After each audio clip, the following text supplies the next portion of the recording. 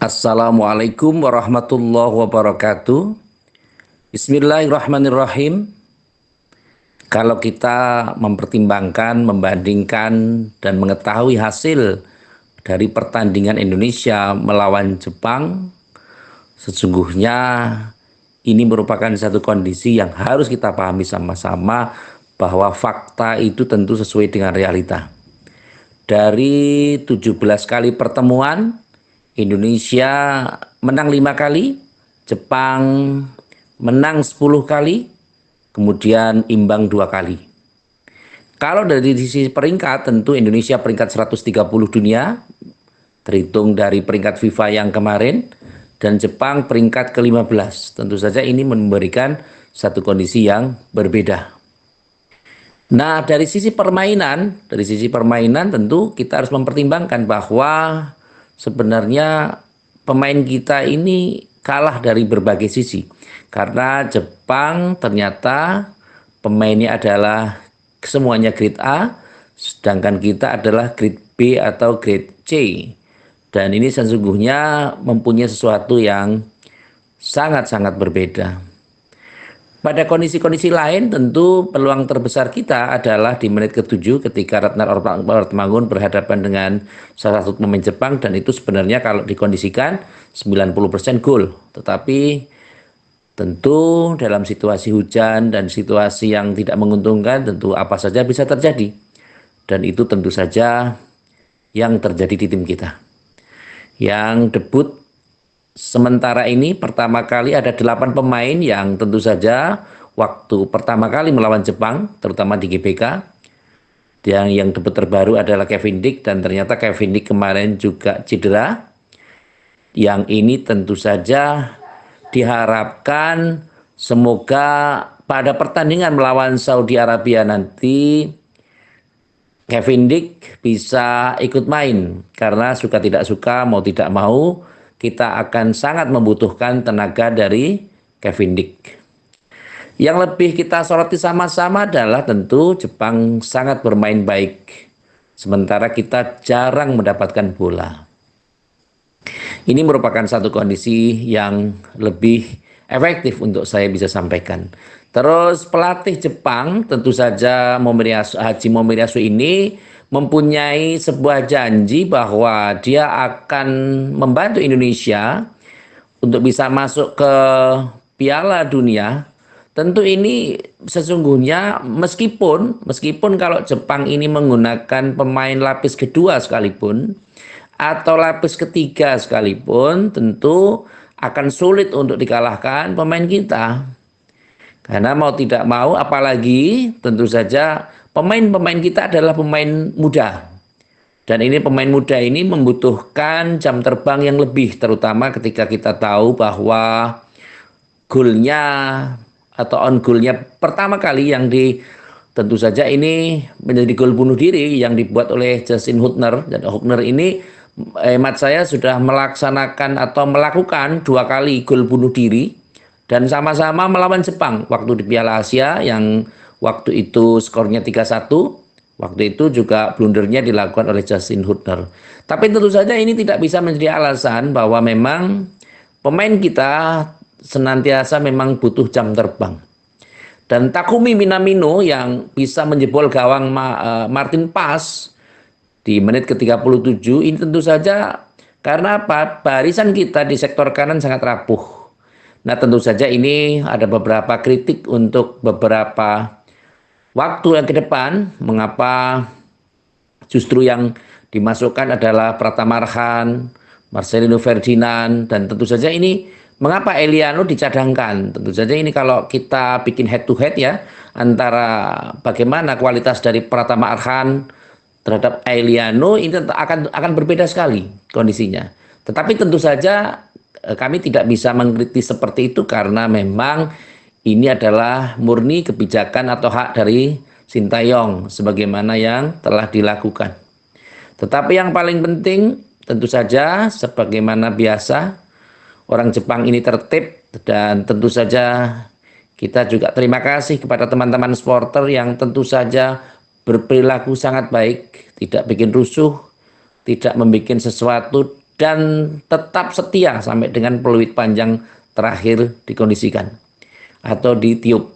Nah, ini saja memberikan satu kondisi bahwa memang kita menjadi bangsa yang baik, dan tentu saja sebagaimana yang dulu pernah kami sampaikan bahwa dari Korea memang akan mendukung Indonesia, dan tentu saja ada sekitar 1.500 sampai 2.000 supporter yang langsung dari Korea dan mendukung tim Indonesia.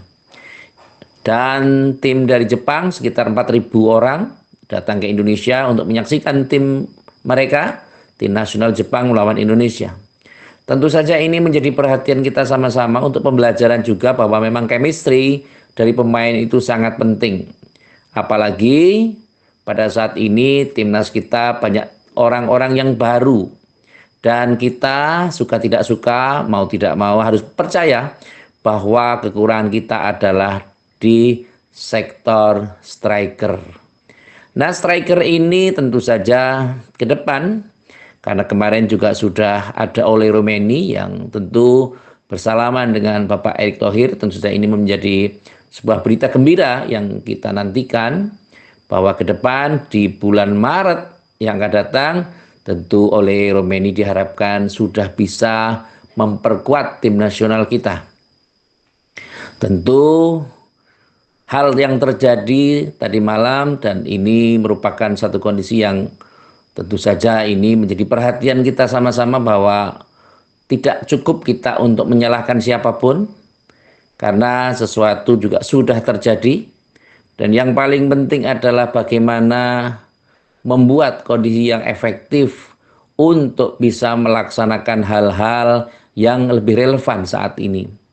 Kita harus mendukung tim nasional kita, menyemangati PSSI, dan mengapresiasi apa yang sudah diikhtiarkan oleh pemerintah, PSSI, dalam hal ini semua pihak yang terkait dan termaksud atau yang terlibat dalam tim nasional Indonesia. Tentu saja ini bukan merupakan akhir dari segalanya. Kalau kita sampaikan apakah tentu saja peluang Indonesia tentu untuk menjadi runner up tentu sangat berat, karena masih ada 4 pertandingan lagi, dan 4 pertandingan ini tentu saja kalau kita musabu bersih ada 3 pertandingan di GBK untuk besok melawan Saudi Arabia, kemudian melawan Bahrain, dan tentu saja melawan Saudi Arabia, Bahrain, dan tentu saja melawan China. Ini kalau bisa dimaksimalkan berarti nilai kita 12. Kalau bisa kita maksimalkan sebuah nilai.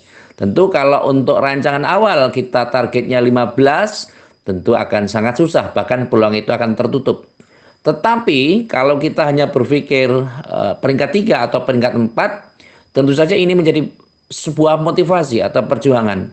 Dan tentu saja, terhadap tim pelatih dan yang lain, kita harus mensikapi mengapa kok yang dicoret justru Egy Maulana Fikri, Eliano Dendes, dan tentu saja justru yang dimasukkan Pratama Arhan, kemudian Marcelino Ferdinand. Padahal secara kematangan tentu kita harus bandingkan, tentu akan sangat berbeda antara prestasi Eliano dan prestasi Marcelino. Nah, ini tentu saja ini menjadi perhatian kita sama-sama, dan tentu saja untuk teman-teman netizen diharapkan untuk lebih bijak, tidak perlu menyuarakan yang lain-lain, yang negatif.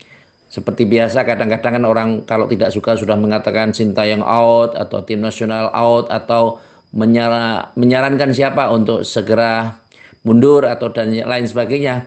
Karena memang berproses, jadi tim kita ini adalah memotong generasi, sehingga tentu saja membutuhkan jam terbang yang lebih, dan ini membutuhkan sebuah perhatian dari berbagai kalangan, berbagai pihak, untuk tidak saling menghujat, untuk tidak saling menyuarakan hal yang negatif, karena kita masih ada peluang di tanggal 19 melawan Saudi Arabia.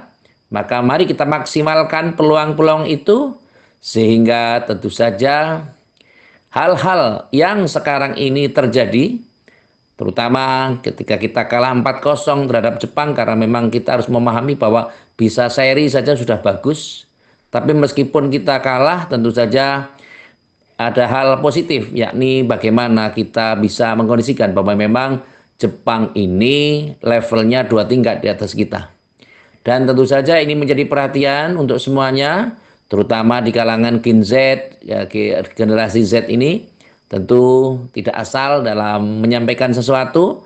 Kita mengerem sama-sama, yang paling penting adalah memotivasi tim nasional kita, agar di tanggal 19 kita bisa meraih poin penuh melawan Saudi Arabia di GBK ke depan. Yang terakhir, seperti biasa, mari kita motivasi diri kita saling mendoakan agar tim nasional kita tetap solid, supporter tetap solid, PSSI solid, dan pemerintah tetap membantu PSSI agar membentuk tim nasional yang baik, sehingga keinginan untuk bisa masuk dalam Piala Dunia tahun 2026 bisa terwujud. Amin, Allahumma amin. Terima kasih kepada semua pihak yang telah membantu terselenggaranya acara ini.